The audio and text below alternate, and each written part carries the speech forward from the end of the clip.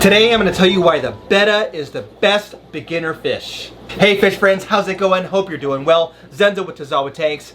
Most of you know me for keeping fish like mud skippers, puffers, African cichlids. What you probably don't know is that I do have Bettas. Now Bettas are probably the fish that I've had longer than any other fish. So what I mean by that is during the time that I've kept fish in my life, and I've been keeping fish on and off for over 20 years I guess, but there were times in my life when I didn't have space for a large tank, or I was doing a lot of moving around, so I didn't have aquariums, but I always had a Betta with me or a couple Bettas. So I would say over the duration of my fish keeping life, going back to the, well, when I was a kid, that doesn't really count, but let's say going back to like the year 2000 or something like that, I had Bettas. Now there are several reasons why I think that Bettas make the perfect beginner fish.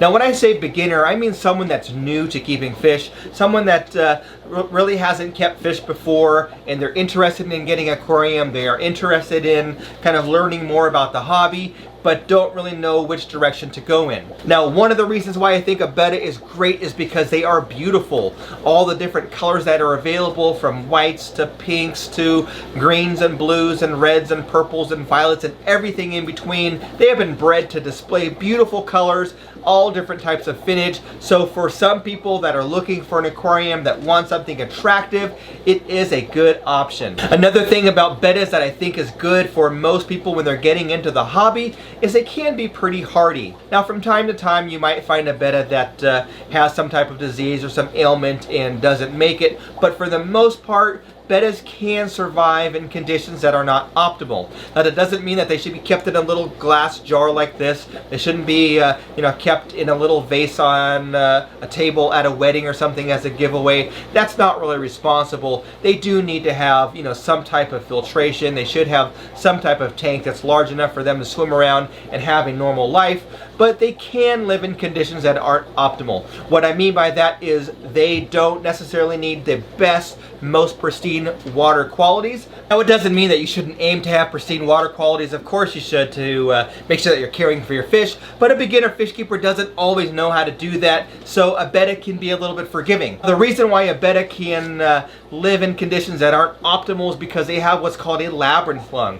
That allows them to take oxygen or air from the surface, so they can come up to the surface of the tank or the water and take a breath of air and then go back in the water, where other fish don't have that ability. They can only draw the water through their mouths and through their gills, where a Betta can actually take oxygen directly from the surface, and that does allow a little bit of leeway and makes it easier for people that don't have that perfect water. Another reason why a Betta makes a great first fish, besides the fact that they're beautiful and they are hardy, is they don't require a lot of space. A lot of times newer fish keepers don't always get the largest tank. You might get like a little 5-gallon nano cube tank or a 10-gallon tank or something that you saw on sale, and thinking that you're going to get a fish, and then realizing that most of the fish that you want to have won't go in that small little nano tank that you just purchased. Well, a Betta can. Now again, when I say nano, I'm not talking about a little plastic Betta bowl that you see on sale at one of the big box stores. I mean like a regular 2.5-gallon, 5-gallon, etc. tank, or larger. Just a real fish tank with a filter, etc., a place for a heater that can actually house fish in a healthy manner, but just too small for most fish. So a Betta can thrive in a smaller tank that's maybe a 5-gallon little all-in-one system that you purchased, or that 10-gallon kit tank that you got.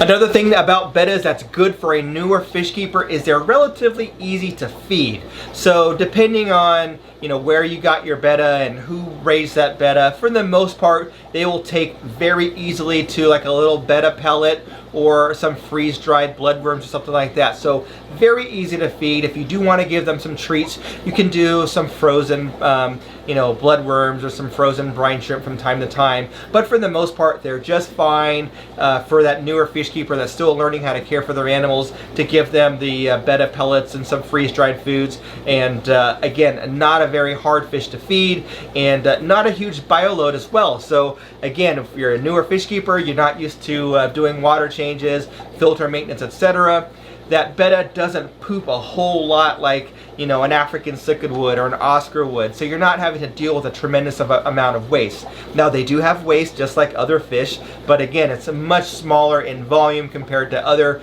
big eaters, so again, it's a little bit easier to care for. The last thing that I'm going to talk about as far as Bettas and why I think they're great for a new fish keeper is that they're kind of like that gateway fish, right? So you get a Betta, you have a nice little nano tank set up with some plants, some Anubia, some floating plants or whatever, little heater and a little filter, and then you want to get some other fish, but you know that you can't put those fish in with the Betta because that Betta might be a little bit grumpy and aggressive, or that tank is too small. So then you go and get another tank, right? And that next tank maybe is a 20-gallon tank or a 29-gallon tank, and then you kind of start that whole process and you get what we call multiple tank syndrome.